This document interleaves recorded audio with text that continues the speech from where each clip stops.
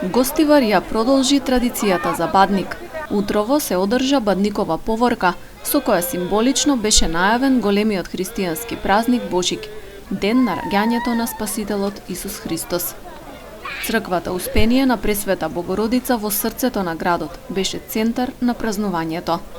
По празничната литургија, дечињата учесници, придружувани од свештениците од Гостиварското архиерејско наместништво, со 3 опходи околу светиот храм, ја пееа старата коледарска песна Вечниот Бог.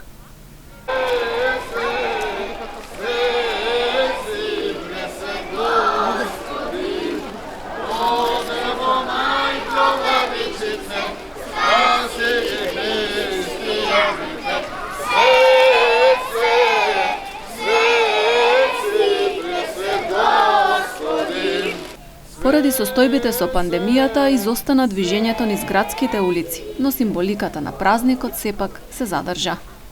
Оваа година нема да се одржи бадниковата поворка низ градот Гостивар од црквата тука Пресвета Богородица до Света Петка, туку ќе се одржи во кругот на самава црква на Богородица со вртење на 3 круга и колку да се обележи денот поради состојбата со ковид. И тоа им пожелувам на сите дачиња многу здравје, љубов, да се сакаат, тоа е најбитно. Како што е обичај за Коледе, децата од организаторите на поворката беа дарувани и си добија новогодишни пакетчиња. Без оглед на возраста, тие со радост и возбуда учествуваат во негувањето на христијанските обичаи и традиции.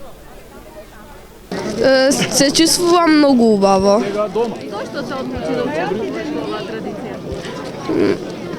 Па заради празникот дека е убав. Како го славите празникот? Навечер правиме лепче со паричка и кој ќе добие паричката, тој има среќа. Во оваа поворка јас учествувам дека сакам да извршам традицијата што е за бадник и Како се чувствуваш на овој празник? се чувствувам среќен и горд. Како бе овој празник за тебе? Како се чувствуваш? Се чувствувам убаво и полесно се чувствувам кога дојдовме тука да испееме и во црква. Како го славите празникот?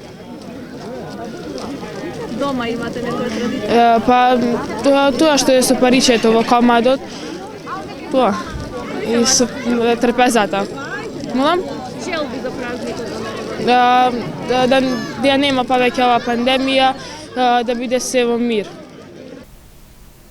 Поворката во Гостивар се организира со благослов и поддршка на владиката Господин Јосиф и Македонската православна црква Охридска архиепископија. Славењето на бадник во кругот на црквата Успение на Пресвета Богородица продолжува и во вечерните часови со бадников оган и огномет.